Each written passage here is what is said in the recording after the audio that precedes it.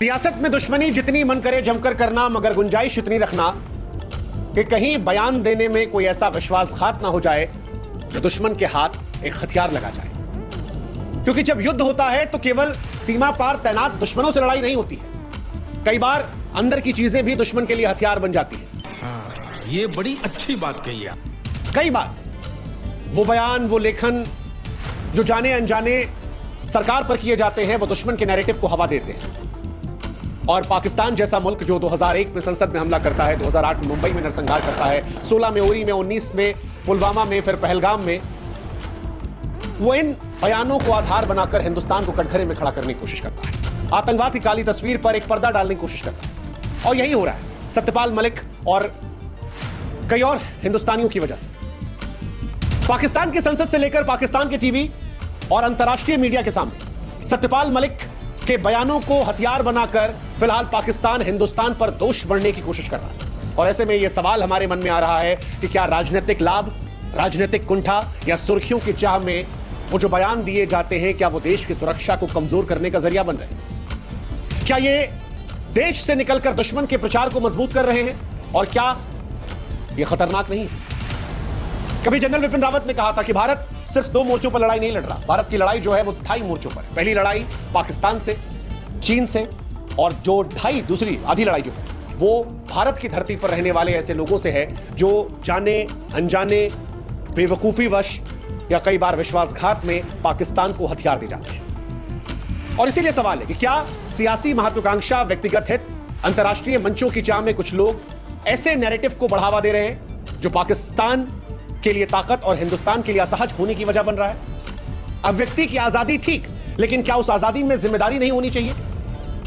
यह सवाल बड़ा महत्वपूर्ण है और यह सवाल सत्यपाल मलिक के इर्द गिर्द घूम रहा है। सत्यपाल मलिक जो पुलवामा हमले को लेकर सरकार पर दिन रात गंभीर आरोप लगा रहे थे, फिलहाल पाकिस्तान इंटरनेशनल मीडिया के सामने उनके बयानों को कोट कर रहा है। वो ये दिखा रहा है कि देखिए भाई साहब, ये गवर्नर थे और ये खुलकर कह रहे हैं कि ये जो हुआ था पुलवामा में, ये सरकार ने किया था, हिंदुस्तान ने किया था, वोट लेने के लिए किया था। पाकिस्तान की संसद में तमाम सांसद सत्यपाल मलिक के बयान को कोट कर रहे हैं। वो कह रहे हैं कि आप हमसे सवाल पूछ रहे हैं लेकिन आरोप तो आपके घर से लग रहे हैं। पाकिस्तान के टीवी चैनल्स में हामिद मीर जैसे पत्रकार जो हैं वो सत्यपाल मलिक के बयानों को अपने शो में बड़ी बड़ी जगह दे रहे हैं। अब सवाल यह है कि पाकिस्तान की संसद में अगर इनकी तारीफ होती है तो क्या यह भारत के हित में है या दुश्मन के प्रचार में?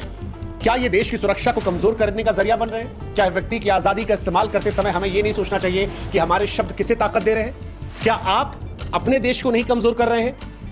और क्या पाकिस्तानी खेल में अब कई भारतीय मोहरा बनते जा रहे हैं? देखिए, पाकिस्तान का पुराना खेल है, वो भारत के आंतरिक मतभेदों को हर बार बनाने की कोशिश करता है।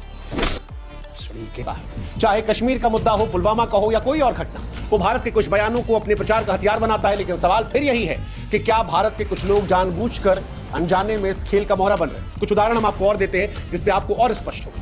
द वायर, आरफा खानम शेरवानी का बयान। पहलगाम हमले के बाद हिंदुस्तान दुखी था, हर आंखों में आंसू थे। पूरा देश सरकार से कह रहा था शोक में कि इसका बदला लिया जाए। सरकार पर हम दबाव बना रहे थे, 10, 12, 13 दिन हो गए, तब तक दबाव बनता रहा। लेकिन जब सरकार ने पाकिस्तान में ऑपरेशन सिंदूर को अंजाम दिया तो आरफा खानम शेरवानी जो हिंदुस्तान की पत्रकार हैं, उन्हें भारत की आतंकवाद पर हुई कार्रवाई, निर्दोषों की हत्या नजर आई।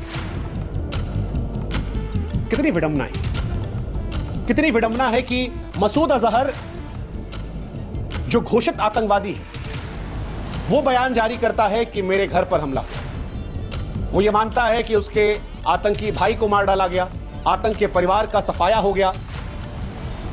वो कहता है कि काश मैं भी मर गया होता, मैं भी वहां होता। लेकिन हिंदुस्तान के पत्रकार ये कह रहे हैं कि निर्दोषों की हत्या।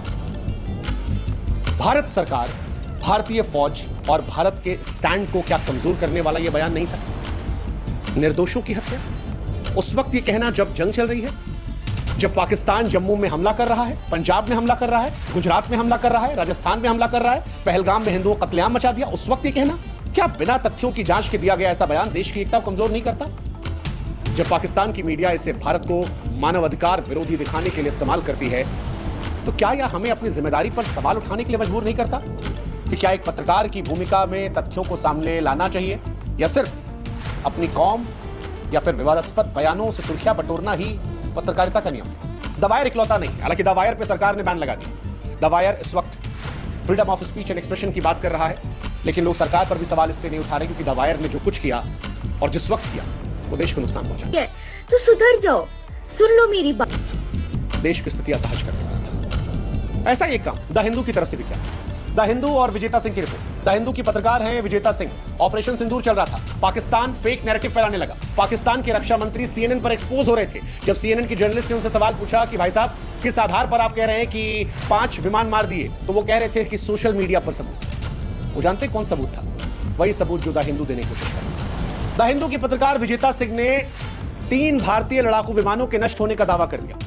यह दावा किस आधार पर था यह उनको भी नहीं पता था, लेकिन यह दावा जब देश के प्रतिष्ठित अखबार द हिंदू से छपा तो पाकिस्तानी सेना के लिए झूठे प्रचार का एक जरिया बन गया। बाद में हिंदुस्तान की तरफ से इसे खारिज किया गया। द हिंदू ने भी इस पोस्ट को हटाया, माफी मांगी, लेकिन आप जानते हैं कि झूठ के पांव तेज होते हैं, वो जल्दी जल्दी जाते हैं और सच रेंगता रहता है। एक बार जो खबर वायरल हो गई, कितने लोग फिर उसको वेरीफाई करते हैं। पाकिस्तान के सामने हिंदुस्तान की स्थिति कमजोर करने में ऐसे अखबारों और ऐसे पत्रकारों की भूमिका है। बिना सत्यापन के खबरें छापना कौन सी जिम्मेदारी है? वो राजनीति से दूर रहना चाहिए, हैं? क्या यह संभव है कि ऐसी गलतियां अनजाने में हो सकता है, लेकिन दुश्मन के प्रचार को यह बढ़ावा दे रही है, ये हम कह सकते हैं। और इसीलिए हमारे यहां भी मीडिया को सोचना चाहिए कि क्या उनकी ये गलती देश की छवि को नुकसान नहीं पहुंचा रही। यही कहानी हम विरोधी पार्टियों से भी कहेंगे कि सियासत में आप विरोध कीजिए, आपका अधिकार है।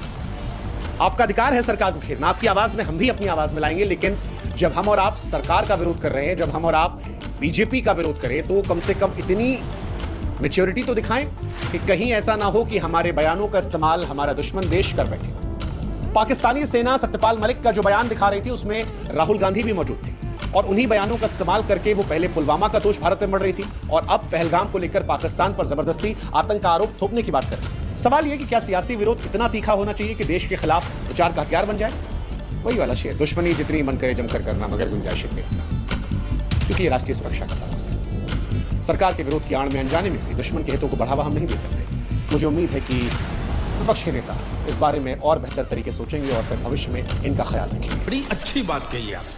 वैसे वो सब समझदार हैं, बस उनको इस बात का एहसास होना चाहिए कि सियासी विरोध में कहीं ऐसा ना हो कि उनके शब्द सीमा पर लड़ रहे जवानों के बलिदान को प्रभावित करें। सवाल बड़ा है। ये हम इसलिए कह रहे हैं क्योंकि जब हमारे जवान सीमा पर अपनी जान दे रहे हैं तब ये बयान, ये लेख दुश्मन के प्रचार को हवा दे। सवाल आज गंभीर ये है कि वो बयान जो पाकिस्तान की संसद में चल रहे हैं, वो बयान जो पाकिस्तान के टीवी चैनलों में दिखाए जा रहे हैं, वो बयान जिसे पाकिस्तान के रक्षा मंत्री कोट कर रहे हैं, क्या ये बयान केवल गलती हुई या कुछ लोगों की व्यक्तिगत कुंठा, कुछ लोगों के सियासी लाभ या कुछ लोगों को अपने अखबार बेचने, सुर्खियों की चाह में ये करवा दिया गया? जब भारत का कोई बयान या लेख पाकिस्तान के नैरेटिव को मजबूत करता है तो क्या ये हमें अपनी प्राथमिकताओं पर सवाल उठाने के लिए मजबूर नहीं करता? क्या सियासी विरोध, व्यक्तिगत हित या अंतर्राष्ट्रीय मंचों पर तारीफ की चाह देश की एकता सुरक्षा से ऊपर है? या दुश्मन हमारी कमजोरियों को भुनाने की कोशिश करता है तो क्या यह हमारी जिम्मेदारी नहीं कि हम अपने शब्दों में और लेखन में सावधानी बरतें? हम ये भूल रहे हैं कि हमारे शब्द न केवल हमारी आवाज है बल्कि देश की ताकत या कमजोरी का प्रतीक भी हो सकते हैं। ये वक्त सवाल पूछने और जवाब तलाशने का है कि क्या हमें उन बयानों पर सख्ती नहीं बरतनी चाहिए जो देश की सुरक्षा कमजोर करते हैं? क्या मीडिया को भी अपनी जिम्मेदारी नहीं समझना चाहिए ताकि तथ्यहीन खबरें दुश्मन के प्रचार का हिस्सा न बने? क्या नेताओं और बुद्धिजीवियों को यह नहीं सोचना चाहिए कि उनके शब्द किसके हित में काम कर रहे हैं? क्या हम ये भूल रहे हैं कि पाकिस्तान का खेल पुराना है लेकिन हमारी एकता ही उसका सबसे बड़ा जवाब हो सकती है? क्या हम अनजाने में उस खेल का हिस्सा बन रहे जिसे हम रोकना चाहते हैं?